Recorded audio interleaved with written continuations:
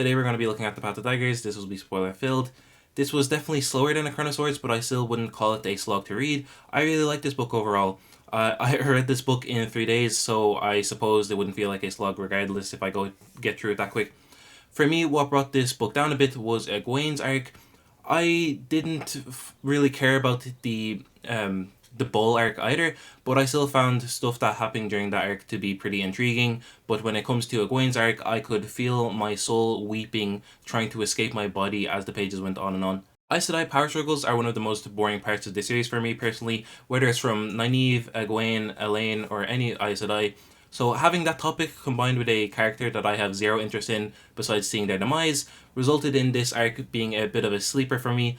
But at the same time, I wouldn't condense any of the arcs in this book or try and squeeze them into other books.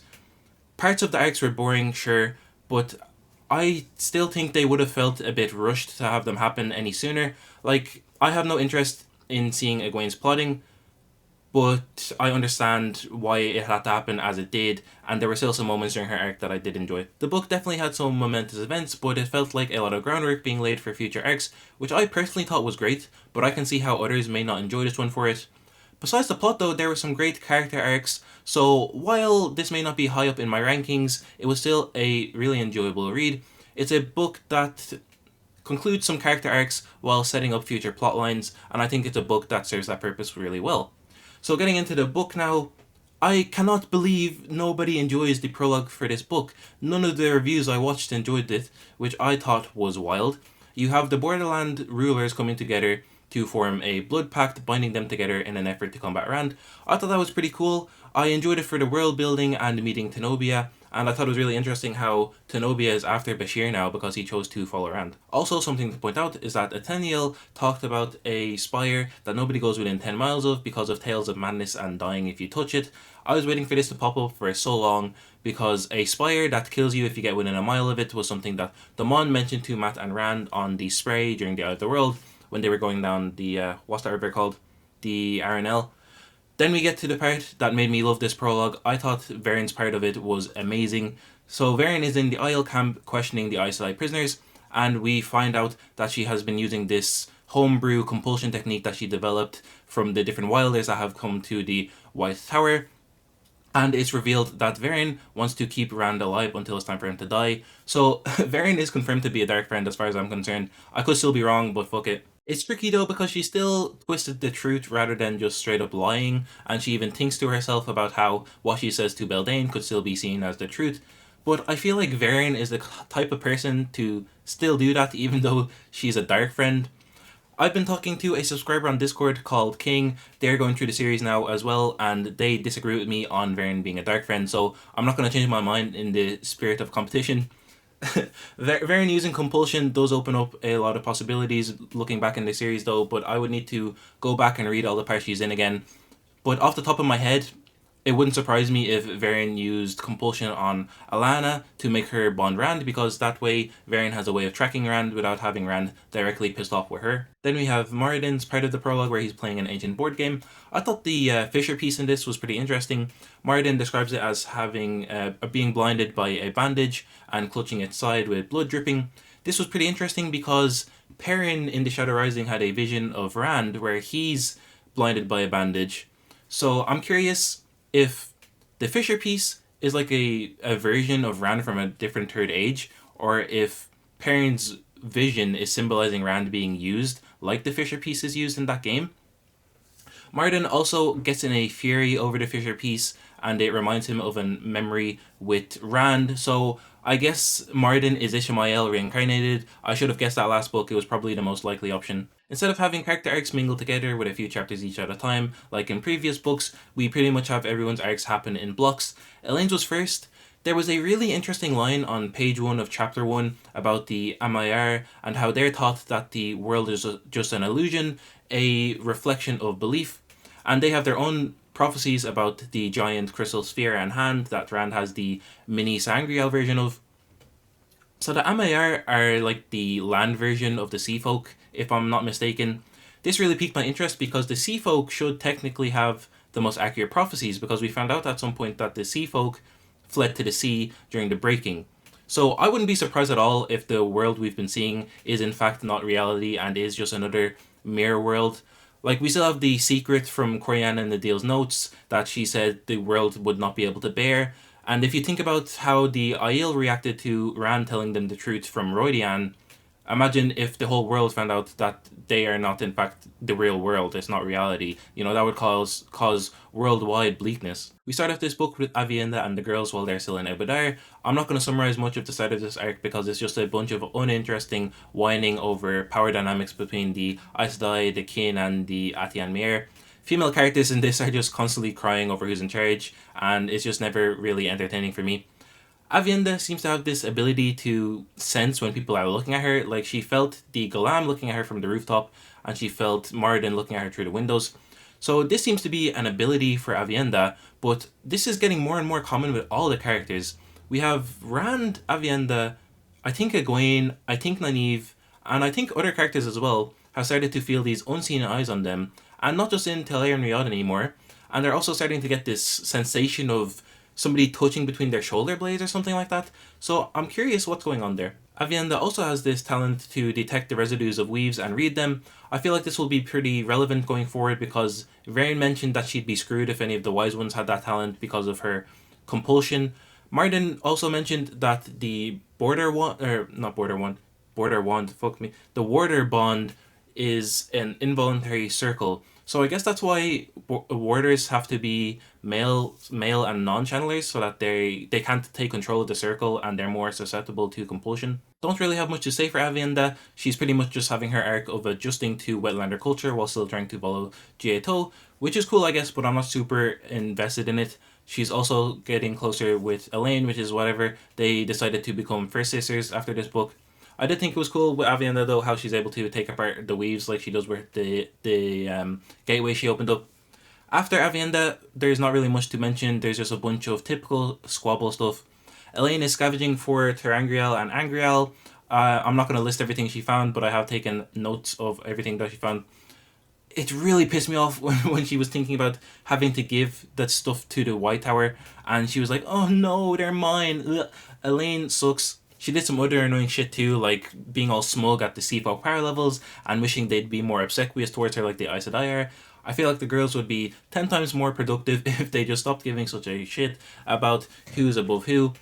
The girls arrive at the Kin's farm and finally use the bowl. I thought the chapter that they used the bowl in was fantastic. I really loved every line of it, with the stars forming on the bowl and it swapping between air and sea before shooting up the big column of Saidin and Saidar into the sky and webbing it. Definitely a top moment of the series so far for me. I don't think Renelle actually used the bowl properly. Something tells me not having a male channeler in that circle might have messed things up. She's essentially weaving blind without one when it comes to Saidin, right? And Elaine said that she saw uncertainty in Renelle's face. So I think Renelle might have made things go too far in the opposite direction from what the weather was.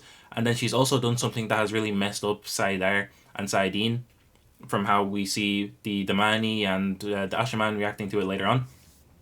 After the bowl is used, everyone starts to feel strong one power usage coming from Ebudar because of the Shanshan invasion, and they see the lightning come from the Damani before spotting a Raken in the sky, so they decide to travel to Caemlyn ASAP so Elaine can claim the throne. Once they get through the gateway, Elaine decides to undo the gateway weave, which was just incredibly stupid in my opinion. I understand the urgency behind it, but that was just never going to work, and I think it really shows Elaine's hubris to think that she can actually be capable of doing that on her first attempt. Then we get a pretty cool fight. We have Brigitte kicking ass with her bow, and Avienda rapid fire channeling some fireballs before Elaine is shielded and accidentally creates a nuke. We see from the Shanchan PV that what Elaine has just did on the Ebudar side has completely decimated the surrounding area, and the Kin's farm is just gone altogether. I wonder if this will be used in the future because this will be a pretty powerful weapon to use in war. Also, when Elaine recovered from this, she noted that the sky looked blurry, so this to me is making me believe even more that they are not in fact in reality. I really enjoyed the Shanchan POVs in this book. I love any world building we get, so this first one where we learn about the Raken and the Morat Raken aka Flyers was really interesting to me. So, seeing as the Wheel of Time by this point in the story has basically been confirmed to be set on a version of Earth, I'm curious about how all these creatures the Shanchan have, like the Grolums, the Raken, and the Lapires, are actually present. During my Shadow Rising review, I predicted that creatures or races like the Nim and the Ogier have been brought to this world from other worlds the Aes Sedai have traveled to, like what Mogadeen said was capable. I'm going to extend that to the creatures the Seanchan have now too. I used to think they were Shadow Spawn, but I doubt the Seanchan will use Shadow Spawn. Fast forward and we get a pretty useless chapter of Elaine's group travelling through Caemlyn. It felt useless, but it did add to the world building and making the world feel more lived in. We get to see how all these rumours are starting up in Andor about Rand. And fast forward again, and we see the kin starting to stick up to the Aes Sedai. I honestly couldn't care less about this. This arc was full of squabbling, but I do like the scene for what it is. We get to see how opposing Aes Sedai is becoming more and more common in the world from all kinds of people. Then we find out that Adelias and Ispan have both been killed. I thought it would have been the Golem that killed them, but I'm not too sure because what was it called? The Crimson Root was used. I guess one of the women is a dark friend and they poisoned them, and then the Golem was the one that finished them off. Finally, they arrive at Caemlyn and Elaine declares herself for the Lion Throne, and she's already taken down Rand's banners. I can understand why she's done that, but god did she pick some shitty timing. I really hope going forward that Elaine's Queen arc in the forthcoming books doesn't take up too many chapters, because I'm honestly already starting to fall asleep just thinking about it.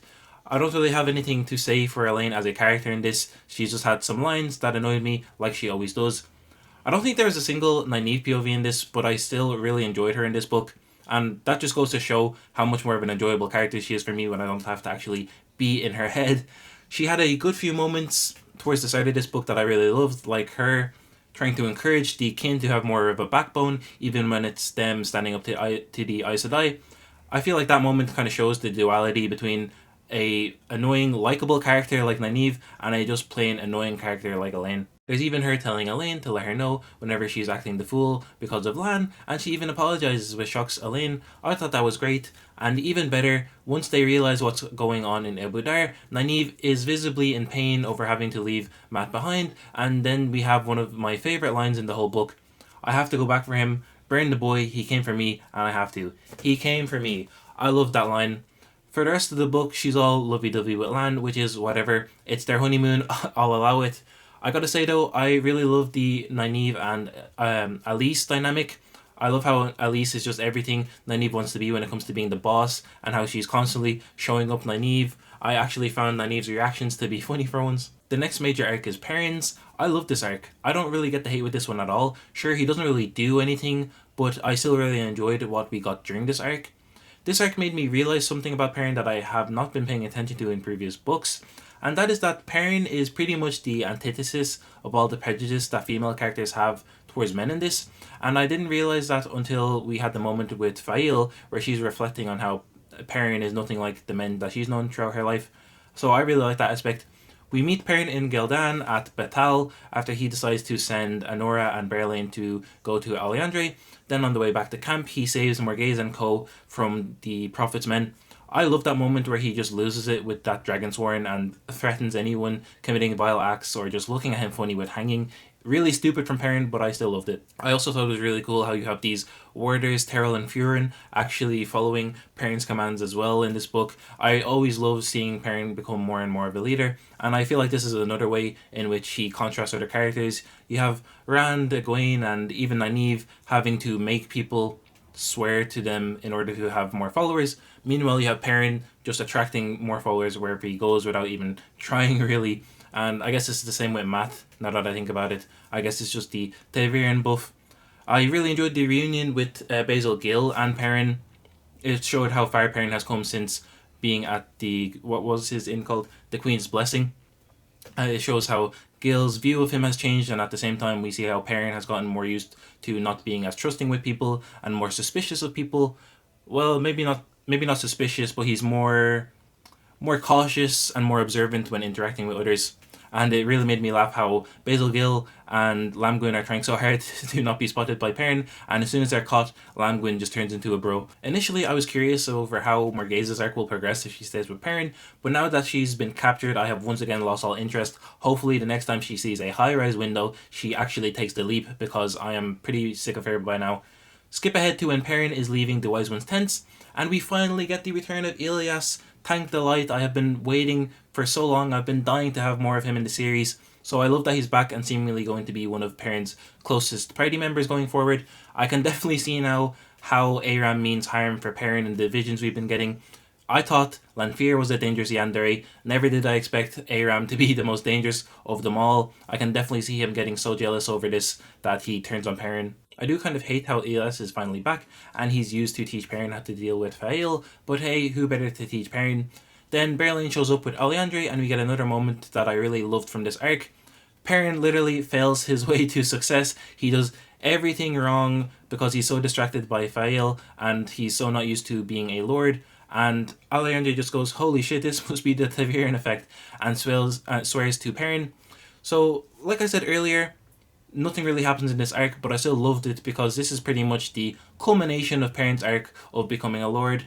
And there were so many little moments of leadership, like him ordering the Prophet's men to be hanged, and the Mayenners cheering for him, and of course, Alliandre swearing fealty. So you get all these little moments, and they all add up into one overall really enjoyable arc for me. And I thought it was ended perfectly with him finally accepting that the change within him is one of many in the world, and he finally accepts being Lord Perrin. And I thought it was great how the banners have played into that. Guys, I'm starting to think there actually may be a god, because Perrin and Fael seem to have finally sorted out their bullshit, or at least one half of it. I'm sure the other half with Berlin jealousy is still going to be annoying, but it turns out Fael saw Perrin not shouting at her as Perrin perceiving her to be too weak to stand up to him.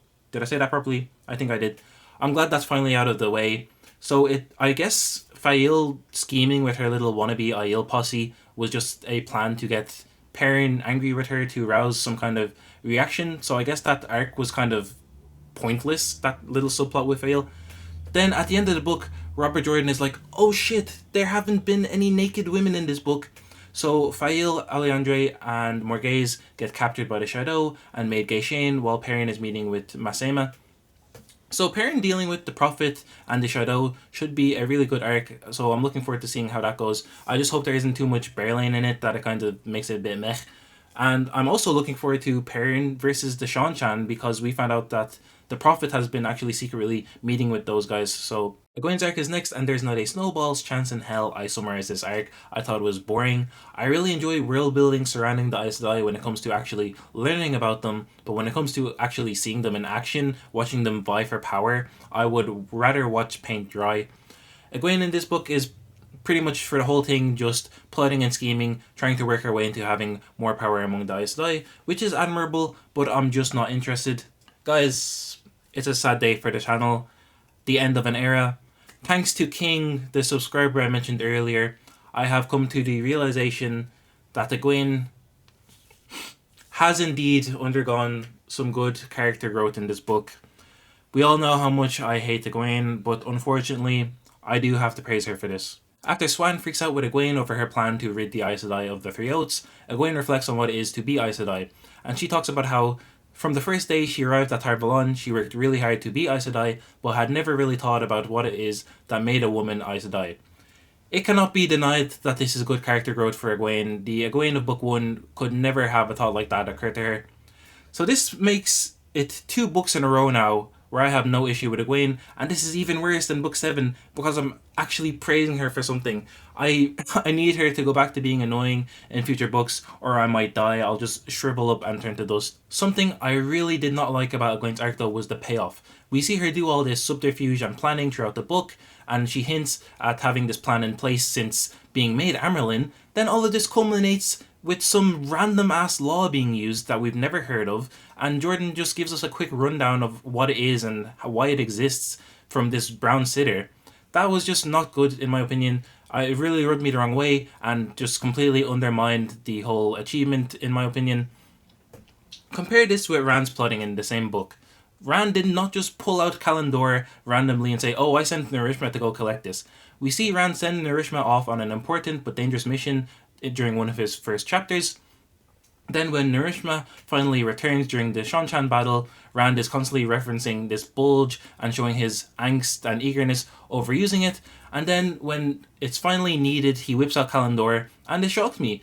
I was genuinely surprised, even though it was foreshadowed nicely, it was set up nicely. I still had no idea it was going to be Kalandor. I thought it was going to be the Sangreal from the Sun Palace. The difference between how these schemes are executed is what makes one great and the other a dud for me. So yes, Egwene does achieve her goal in this, but the way in which it is achieved in combination with the fact that it is only really a temporary power that she's gotten makes the whole thing overall much less impressive to me.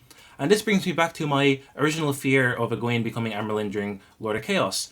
I said in that video that I didn't think Egwene was capable enough to be Caemlyn, and a bunch of people in the comments were disagreeing with me, saying I am belittling her, underestimating her, and the fact that this random law is used out of nowhere is not really giving me any reassurances there. I did enjoy, though, from Egwene's arc, seeing the different dark friends at work. We see Halima killing 2 of her maids, and I wonder if she didn't kill Chessa because Egwene actually likes Chessa and cares about her, or if Chessa might be a dark friend. Then we also get this encounter where Shiraim is shielded in her own tent before being beaten by this mystery person because Shiraim isn't giving them enough information about what Egwene's up to. I guess Shiraim is a dark friend then, or is at least being manipulated by one. I think the mystery person actually is much worse than a dark friend. I think it was Ramanda, and that Ramanda is Messaana because of Alviarin. Alviarin said that Messaana was wearing bronze skirts with black scroll work. Ramanda was wearing bronze skirts in the very same chapter where Shiraim gets jumped. So I'm guessing that, yeah, Ramanda is Messaana. She must be using gateways to get to the tower from the Saladar camp then. And the shadow in general in this book were great, but I'll talk more about them later. Last thing I want to mention from Egwene's arc that I thought was cool, when she's talking with Talmains reveals that him and the band are like starting to actually feel that Matt needs them. So I thought that was like a cool touch, a little Taviran ability it seems. The final main arc of this book was Rand's, which once again was amazing. Rand in this is taking major hits to his mental state, and I loved how Jordan did that. We know that Rand is starting to lose it, but you're never really sure if something's going on with those around him or if it's really just a madness. So I really like that, how the reader kind of has this sense of unease that Rand is feeling. The backdrop for this character development is Rand dealing with the Shanshan threat in Ilian. When we first meet Rand, he's with the nobles and generals of Ilian, Caerhun, and Tyr, and he meets with the leftovers from the defeated Ilianer army before finding out that the Shanshan have taken over Ebudar and Amador. After that, Rand gets Time's message from Torval about Tovain's group approaching the Black Tower, and Rand finds out about the Black Tower's casualties before Fedwin tells him that the Shanshan's next target will be Ilian. So before talking about the Shanshan battle, I want to talk about Rand's sickness and Saidin in general. So Rand has clearly been severely fucked up by crossing balefire streams with Moradin. He's vomiting, seeing double, and almost killing over whenever he tries to seize the true source now. So I don't really have any more ideas for why this is, but I do think it was the balefire incident that caused it, not just Saidin, or not just the taint getting worse for Rand. Like, it seems that his ability to channel has been affected by the balefire, almost as if his position in the aged lace has been affected by the balefire. We also had Saidin malfunctioning in this book. The Ashaman say that they feel changes in Saidin around Ebudar, so I guess this is the result of not using the Bowl of the Winds properly. Saidin is like pulsating and all that, and Rand said that it feels as if it's eager, and we see it refusing to form moves properly before just snapping into place. The Wise Ones had this vision in the Lord of Chaos where they say the Bowl of the Winds in the wrong hands would be the doom of the world or something like that. So I wonder if that is actually referring to Vernale being the wrong hands for the bolt to fall into there. Then we see from Bakun's POV that the Damani have the same sickness, and we see from Varek's POV that the Damani had their channeling go against them too, like when Rand trying to use Kalandor. And from Mirage's POV, we see that the Sildam are also acting weird and staying in their tents. So I'm curious what has actually happened to the One Power here, because it's clearly, the Bowl of the Winds has clearly done more than just affect the weather. If I was to make a guess here, Saidin and Saidar, the way they have reacted to this bowl being used, it's almost as if they're sentient. So it's kind of as if Vernale using the bowl has resulted in some of Vernale's personality traits kind of being adopted by the two halves of the One Power. Maybe I'm way off there, but like, it's almost as if Saidin has Vernale's temperament now. I watched a good few reviews where people weren't crazy about the Seanchan battle chapters. I thought they were amazing. I loved going between the different POVs on both sides of the fighting, while Rand is also struggling with saidin throughout the battle as well. And I disagree with the idea that the Seanchan were underwhelming here. To the people of this age, the Ashman are a completely new thing. I don't think it's unreasonable at all for Mirage to make that blunder of assuming it was just going to be like any other war where the Mani are used in. Also, the Seanchan don't even know what the hell traveling is. Of course, they're going to be caught off guard by that constantly. One of my favourite moments from the whole battle was when Rand gets attacked by saidin. Saidin just suddenly out of nowhere turns on him and he blacks out, waking up with an arrow ran through him. So yeah, Rand is definitely being worsely a word? I think Rand is definitely being worsely affected by this change in saidin than the other Ashman because of the Balefire, if I was to guess. I love the final chapter of the battle. We have so many POVs from Rand's side and from the Seanchan side too, and they play off each other really nicely to highlight the havoc that was going on in the throng of the battle. Then to finish off, we get the reveal that Narishma was sent to retrieve Kalandor, and Rand tries to use it to wipe out the enemy, but we see that he almost accidentally takes out his own army too with the enemy in the process before Bashir tackles him to the ground, and we see Rand mark this as the first defeat of the dragon. I'm not going to talk about Min in this book. I have the same thoughts on her as I did in book 7. All I'm going to add on is that I think it's weird as hell how Rand comes in and is clearly shaken up about killing Adley, and Min's response is, "Oh damn, that's crazy, let's have sex." So after Elaine returns to Caemlyn, Rand is sulking over her taking down his banners before Sorelei comes in with 5 more... Is it 5? 5 more Aes Sedai that want to swear to Rand. I think it's pretty safe to say that these 5 are only swearing to Rand because of the compulsion that Vern has used on the prisoners. Min said that from her viewing that the new Aes Sedai that swore to Rand will follow him in their own fashion. And I think that subtle difference in the wording is going to really fuck Rand over badly at some point. Last video, I predicted that Cat Swain would be responsible for the second time that women will cause Rand harm if Perrin's not there to stop it. I'm going to change my mind on that now. I think it's going to be caused by Verin and whatever Aes Sedai that she used compulsion on. After the Aes Sedai swear, we get the explosion that sets off the Sun Palace battle. I thought that chapter was phenomenal. I loved how the explosion just comes out of nowhere. I've been expecting the Ashman to turn on Rand since the very beginning, but I never expected it to start off like that. After Rand sends Min away with more, we get this really cool confrontation between him and the Shiva. And I personally am not a fan of when channelers just randomly remember how to do certain abilities, but I fucking loved it when Rand just weaves that shield against the Shiva's attack. I thought that was sick. So at the end of this chapter, we see Rand give Mor a cup of wine that has a herb in it that will kill him. I thought Perrin and Rand's endings to their character arcs in this book were perfect. To me, this book marked the death of Rand the farm boy, and the moment that I felt like this Rand died at was this final moment where he gives Mor the cup of wine. Throughout his arc, we see all these moments where you see how far Rand has come since the beginning, like when he got Kalandor from Narishma. He didn't thank Narishma, he told him if he tells anybody about it, he'll kill him.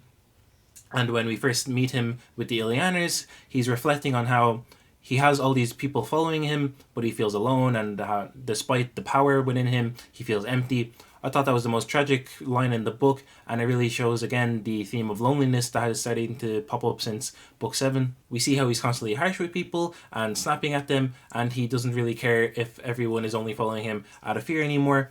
And this is only worsened by him starting to get the dreads, the madness that causes him to be suspicious of everyone and everything.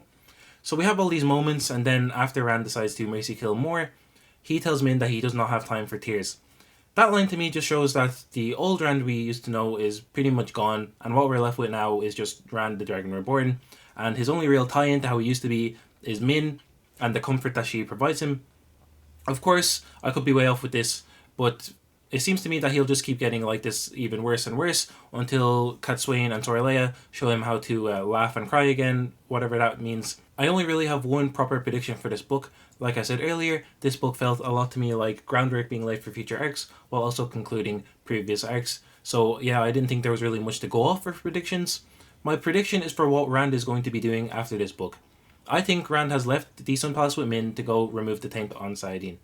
This was foreshadowed like crazy throughout this book, and besides that, Catswain told Rand that Kalandor is flawed and that it actually magnifies the taint on saidin and that he'd need to link with 2 Aes Sedai in order to use it properly. Rand is obviously not going to use that or do that. When Rand is leaving that meeting with Catswain, he remembers Lanfear saying that he could challenge the creator himself using the mini crystal ball statue Sangreal. Gedwyn earlier on in the book said that nothing short of the creator would even be able to remove the taint on saidin. So taking all that into consideration, I think it's a safe bet that in the next book or the book after, Rand will use that Sangreal to remove the taint on saidin. And I'm really curious to see what will happen once that is actually done, because there will be huge repercussions, not just Rand using Kalandor, but like the Ashman will be an even bigger power in the world. The next thing I want to talk about is that there is most certainly something unnatural going on with Rand's mind, and I don't just mean madness. There's three moments to go over for this. There's a point where Rand is reflecting on Lews Therin being back in his head, and he says this: that voice invaded Rand's dreams, and when he saw himself in a dream, it was not always himself at all that he saw. It was not always Lews Therin either. The face he had come to recognize as Lews Therin's. Sometimes it was blurred, yet vaguely familiar, and Lews Therin seemed saddled by it too. Then, after Rand decides to take Ebudar, Lews Therin says this: I would not mind you in my head if you were not so clearly mad.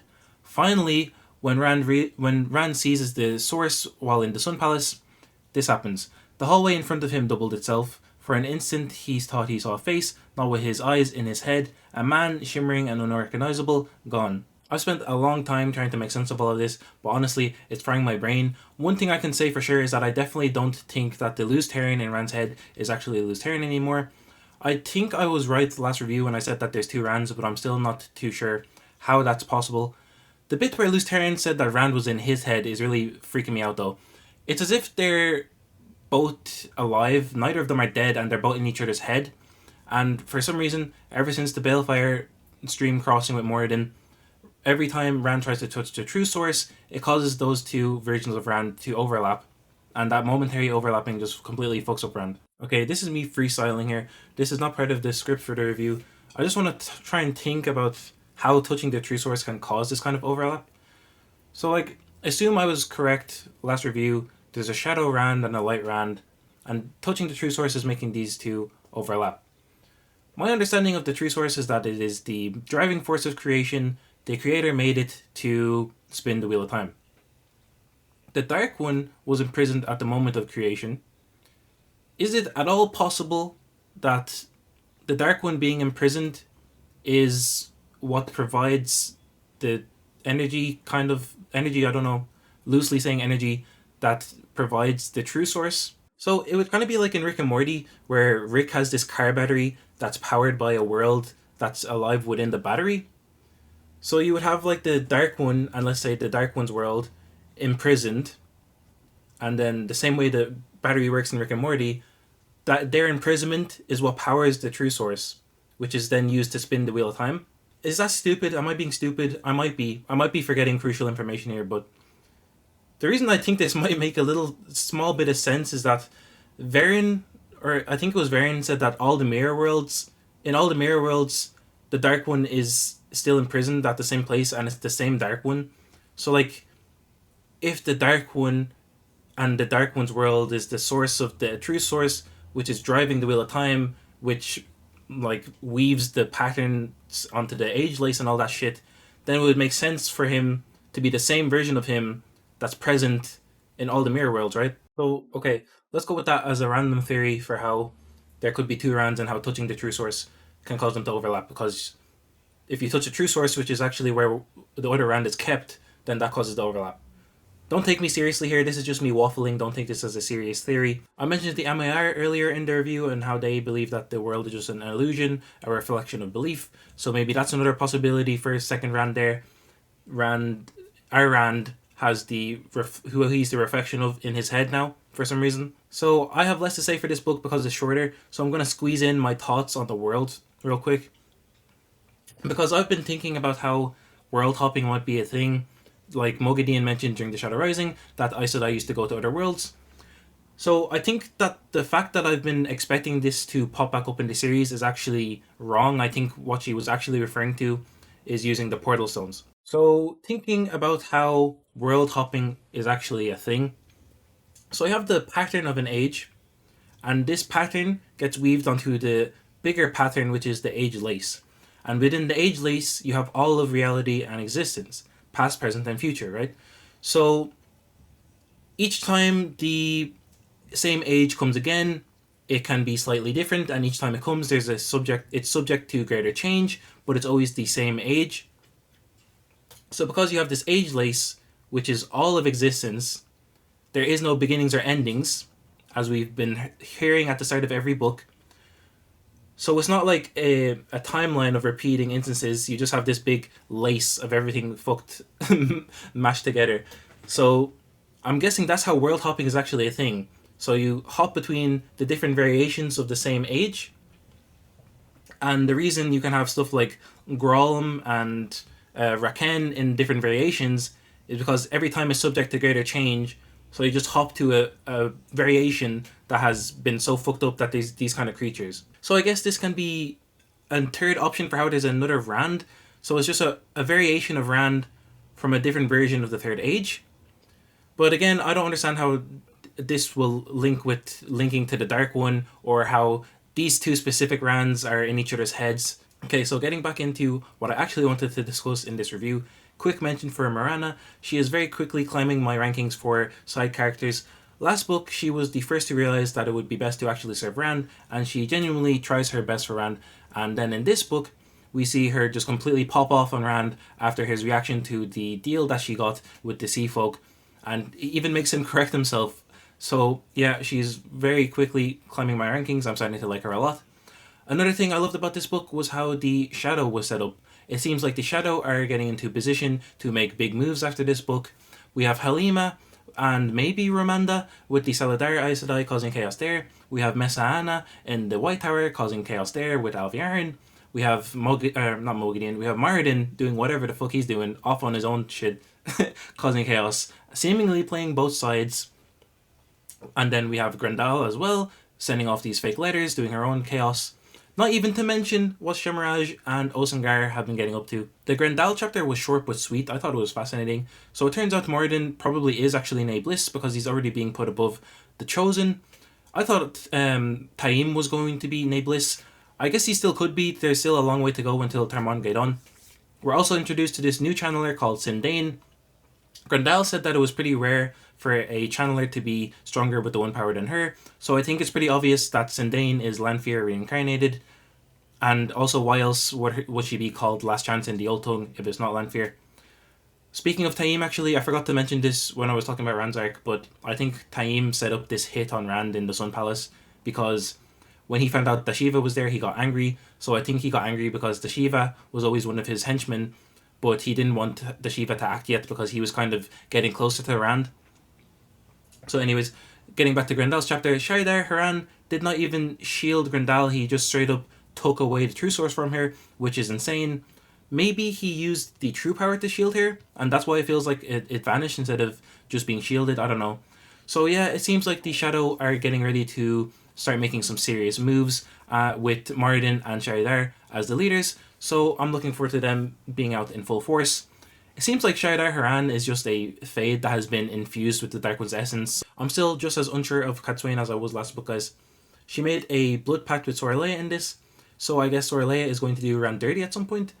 They both seem to want what's in Rand's interests, but it's what they perceive as his interests, so who knows how harmful what they actually end up doing will be. I still think Cadsuane will be a controversial character. I'm not going to make any more predictions about her than I already have, but I'm pretty excited to see where her relationship with Rand does go, because we've seen in this book that she is open to being his advisor, but there's a lot of rules and stipulations that she has regarding it, and she also wants an apology as well. So Alaida's Dark Friend Search Party is actually starting to come together in the White Tower, so I wonder how that'll go. Tovane's attack on the Black Tower could not have possibly been more of a flop. Logain shows up and bonds her, so I guess Logain is on Rand's side then, because I highly doubt Logain and Taim are both Dark Friends. I'm pretty hyped for Logain to be back. Not only is he back, he's bonding Aes Sedai. I can't believe the Ashman are just bonding the Aes Sedai Elaida sent after them. So you have Ashman bonding Aes Sedai and Rand making them swear to him. Egwene is going to have a conniption, And it seems the Ashaman bonding is a lot more strong on the compulsion side than the Aes Sedai version. Final things I want to mention, I thought it was hilarious how Liandrin ended up as a Dak Covail. She's shielded and still got caught by the Seanchan. What an L. And then it also turns out that the Seanchan have a different version of the Karathon cycle. In their version, it says that Rand will serve the Empress, which we already know isn't the case, because there was a vision where Rand is said to, I can't remember the wording, but he's going to ensnare the Court of the Nine Moons in his hand or something like that. So that's pretty interesting. I guess the Seanchan have like propaganda versions of the prophecies. So that's all for the Path of Daggers. Solid entry in the series. I really enjoyed it. Thank you guys very much for watching. Let me know your thoughts down below in the comments. The next video will be on Winter's Heart. I'll see you guys in the next one.